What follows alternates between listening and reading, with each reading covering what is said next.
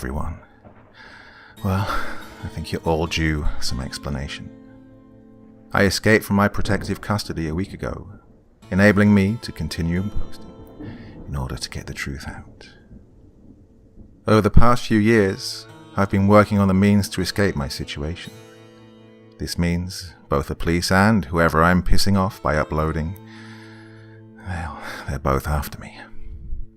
Luckily, I know what I'm doing. I spent a good while on the deep web doing jobs for different people after my gig with Matt ended. Some of those things are unsavory, and in doing that kind of work, I gained a rather unique skill set. That, combined with my relative wealth from my time on the deep web, let's just say I'll be fine. Trust me. Now, I know the last part was marked as the finale, but well, I still have more to tell. But before I can tell any more, I have to share something with you all. Matt's last eulogy. To whom this may concern, you may know me under many names. I'm an investigative journalist who works for an organization on the deep web. My job is to find news that the normal media will not cover and carry out investigations authorities and governments can't or won't.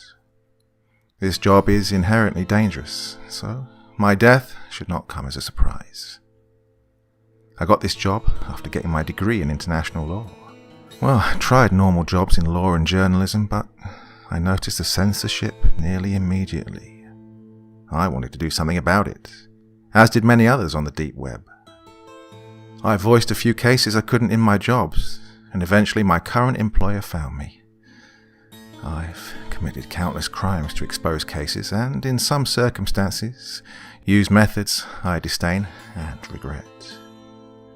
I've seen things that are indescribable, and reported things that cause true horror. The people I've had under my hire are all good people. People who work hard and ask no questions. Any involvement they have in any of my cases is purely the cause of my investigations. With my death, they will be paid duly to hold any and all work related to any of these cases. Now, please do not escalate any vendetta against me towards my sources and employees. With that said, all cases I've worked on will be released. Criminals of any form will be exposed, and my legacy will not die with me. I will not be missed, but my work will. There are many more like me, and you can't stop us. You will be exposed regardless of your title, status, or situation. We have taken down corrupt governments, gangs, murderers. The list goes on.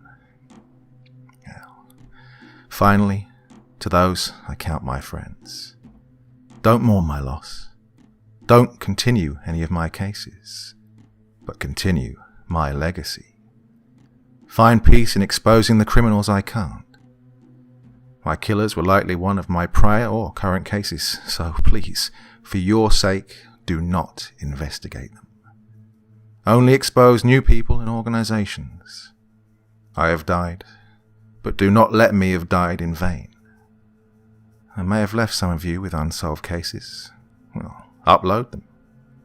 Do not investigate them yourself, as one of them may be the reason for my demise. Good luck and Godspeed. So, that's it, guys. I'm a fugitive now. Matt is dead. This isn't the end, though. I'll continue Matt's legacy as he asked, as I promised I would. Hopefully re-releasing all this to the internet will get the right people put behind bars for the drug ring and murders in my town. But, well, that's only one case. I promised to re-upload all of Matt's unfinished cases, and I will. I'm also going to try and find who killed Matt. And I'll be bringing you guys along for the journey. I have some closure on this case now, and I think I can confidently move on from it and continue my work for Matt, even after death. And please, for all of your sakes, don't dig more into this case, or any cases I'll post. Someone who Matt exposed killed him, although I'm still not entirely sure he's dead. Could he just be laying low? Oh, I'm not sure. And for those of you wondering, my work on the deep web did not end with Matt either. I still owe Jacob work after Matt's demise. I went on to work for many people over the next few years, completing many jobs. You guys seem to like these posts, so please, if there's a specific job you guys want me to cover, ask in the comments. I've done pretty much everything there is to do bar the properly extreme stuff. Well, I'm no murderer, and with myself being pursued by both the police and the people exposed by mine and Matt's work, I have to keep you guys updated. I plan to take a plane to another country to escape my pursuers and law enforcement. By the time this is uploaded, I should already have arrived. I have various safe houses set up in my destined location, and I have a lot of work to do whilst I'm there. I thought I could be rid of the deep web for good, but apparently not. Oh, and as for my final paycheck from Matt, well, I can't go into details, as the money is more easily traced due to the amount, which had 6 figures in the pound section. So, yeah, I just hope I don't meet the same fate as Matt, but I've made a lot of enemies on the deep web, and even more by posting my work publicly. I've taken a big risk by exposing my work to everyone here. I just hope you guys appreciate the inherent risk in doing so. In a few days, I'll begin releasing the case files and logging my investigation. I'll see you guys there. Now, I said in my last post that I might finally be able to get some rest. But I'm dipping my toes back into the deep web, and the chances are I'm going to get pulled back in. So, I'll see you guys soon. Until I post again, time for even more restless nights of no sleep.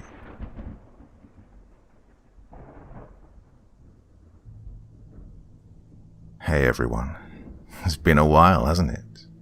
It's Ryan again, back at it.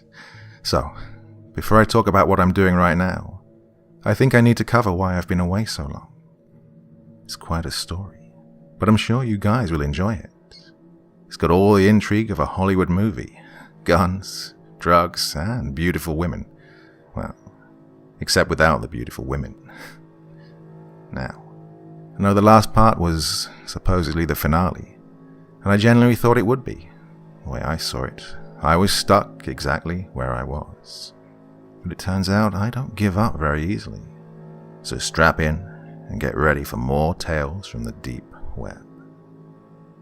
After coming clean to the police, I was under heavy witness protection. While I was sheltered, I didn't manage to learn much, but I did know I had to disappear, and quickly. Turns out, telling the whole of Reddit about my findings got me a lot of attention. I would count myself lucky that the police intervened, but their presence wasn't exactly good for me either. I had to get away from the feds and into hiding. Luckily, I had the best tool there is for doing so, the deep web. Matt's last paycheck to me was substantial enough to set me up with a few items that I needed, some of which were, well, very niche. Before you ask, yes, the police were watching my internet traffic, but they aren't smart enough to track my every move, and coffee shops are apparently out of their jurisdiction. I think I went to Starbucks for the internet so often, one of the baristas thought I was homeless. I'll take that in my stride though, because it meant she paid for my coffee from time to time. Strange to think the last coffee shop I went to was with Jacob before bugging that farmhouse. Well, I spent quite a bit of time and money getting something quite unique. Exact copies of my teeth. Now, you may think, what the hell do I need that for? Well, the answer is, I needed to fake my death. And for the authorities to truly think me dead, I needed evidence. There was already a motive for my murder. I just needed a method. And this method was quite grim. I also took the liberty of purchasing a vat of acid and a full human skeleton. I probably shouldn't find it funny, but the fact the skeleton arrived bit by bit reminded me of those mail-order Airfix kits you get. After about 2 months of procedural construction, I had my dead body nicely set up. The next step was to get a fall guy. Now, this one was slightly harder, but also easier than I'd expected. Turns out there are people that actually want to go to prison. Guess it's for smuggling and stuff. Maybe gang rep. Either way, I found some neo-Nazi skinhead called Marco that was more than happy to go down for murder. I wouldn't call him a psycho, but he wasn't exactly an average Joe. He came pre-prepared with a murder weapon, and we set up my house for a break-in. He had my fake remains in the vat at his hideout, and would leave significant trace through DNA and traffic cams leading to his den. As time ticked closer to my staged death, multiple things played on my mind.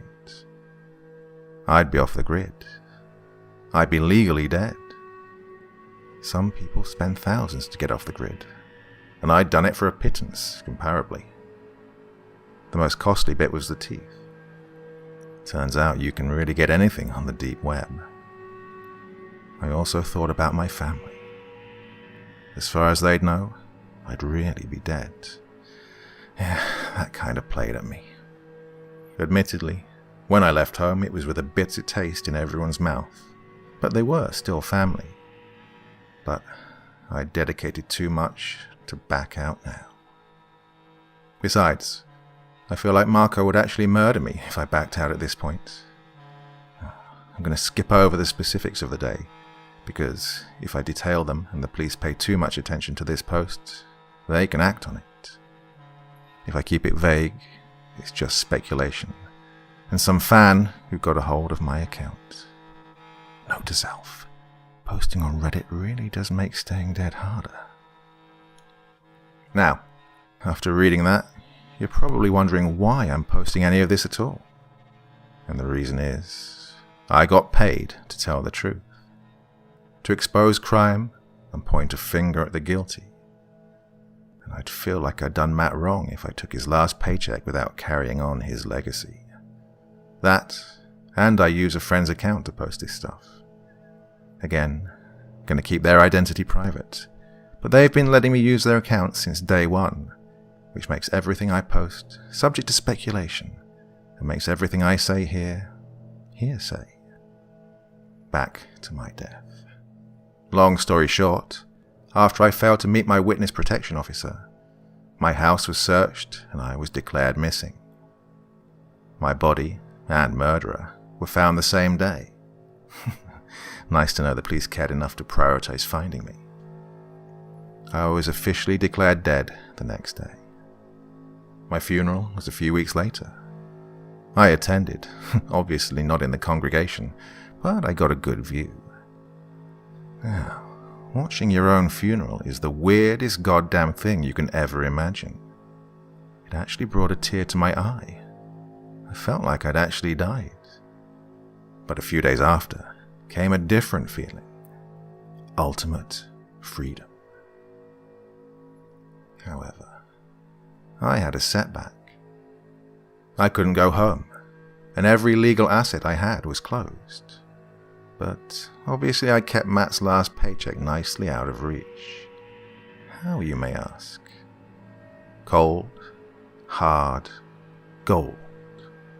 Before dying, I'd set up an in-person sale of one bar to a rather shady individual.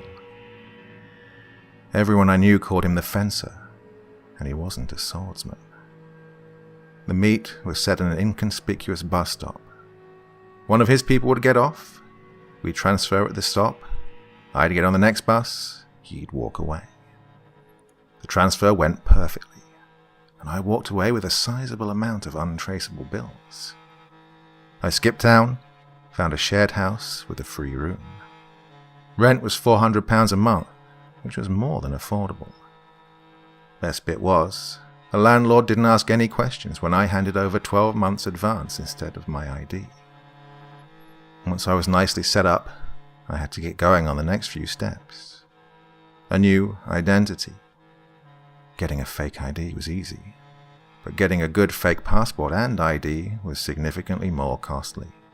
Sure enough though, I managed to track down a good seller, and after a sizable payment, I officially became a new man.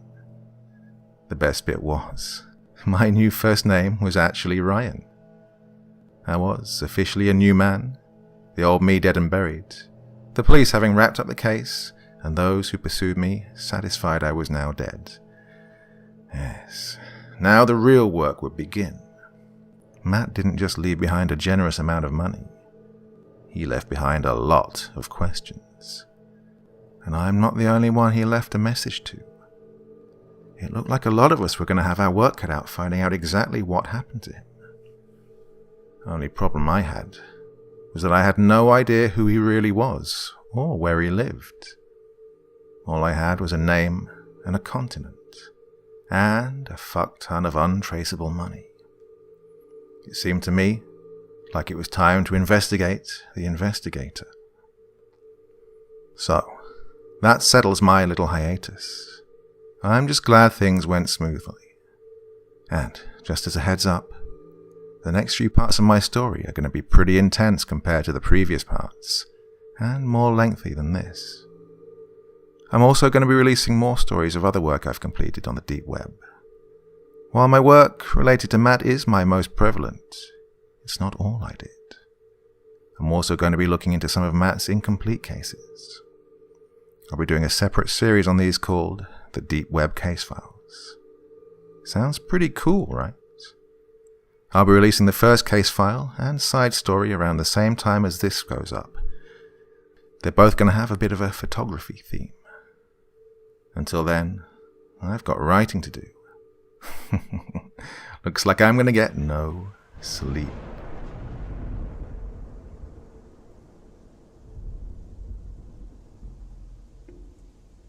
Hey everyone, it's your boy Ryan, back at it again. So, this time I'm derailing from my Matt-centric content and focusing on one of the side jobs I did before the events of the previous part.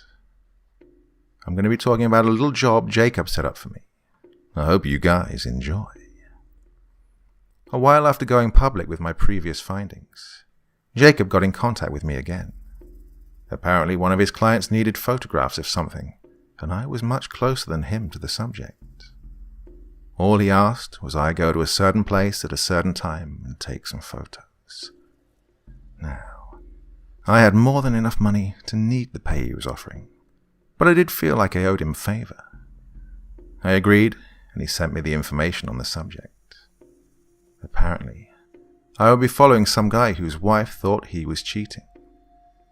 Didn't seem too hard to do, but it did seem like it'd be quite boring. He'd arrive at my town's train station at 7 a.m. sharp and make his way to work. I was to record him from the station to his office complex, and from his office complex back to the station. Seemed pretty simple, right? I set off to the station on Monday morning. I sat and waited for his train to arrive, and you guessed it, in a coffee shop. Sure enough, it pulled in at 7 a.m. sharp. I watched the crowd carefully, already recording. I was looking for a black male, skinny build, clean-shaven with slick back hair. I spotted him tailing the crowd and began to follow him. He walked all the way to a small law firm in the town centre. I waited outside for a little while before noticing a fast food joint across the street. I situated myself comfortably and chowed down on breakfast waffles. Surprisingly, the staff didn't seem to mind me just ordering tea refills and a burger at lunchtime. Apparently, the man had bought a packed lunch as he didn't leave the building. Time wore on to 3 p.m. when the man left the building, and I was beginning to doze, my mind in other places, when I noticed him. I promptly got up, thanking the cashier as I left. The man walked a block before turning into a pub. Apparently, he liked hitting the drinks early. I made my way in a short time after and got myself situated at a table. Food was being served, so I ordered a steak from the bar. I ate my meal a few tables away from him, my phone propped up and recording him. He seemed to be talking with another man, perhaps a colleague. They made their exit about half an hour after entering. I couldn't hear their conversation, but they both had sullen looks on their faces. They walked together to an alleyway about a block down. I peeked my phone around the corner and filmed them. They opened a dumpster, spoke a bit, then left the way they came. I made myself look busy on my phone, and they walked past, unaware of my presence. They crossed the road before splitting up. The man I was following made his way promptly to the train station. Happy that the man was heading home, I made my way back to the alley. It was about 4:30 p.m. by the time I got there. I opened up the dumpster they were looking in. I couldn't see anything at first, but after rummaging around for a bit, I found an elongated series of trash bags loosely covered with trash. They were all taped together. I was curious, so I ripped open the top of the bags. I saw feet. Human feet. Attached to human legs. I almost puked. After composing myself, I took a few pictures, recovered it, and got the hell out of there. I don't think I needed any more to do with what I'd found. I sent Jacob all the recordings to this reply. Oh, shit, that's fucked up, kid. Don't think too hard. I'll get sorted. You did, good job. I took that as much in my stride as I could and tried not to think too hard about what I'd seen. But there was no way I'd be able to just forget about it. When I went to bed that night, I knew what I was getting. No sleep.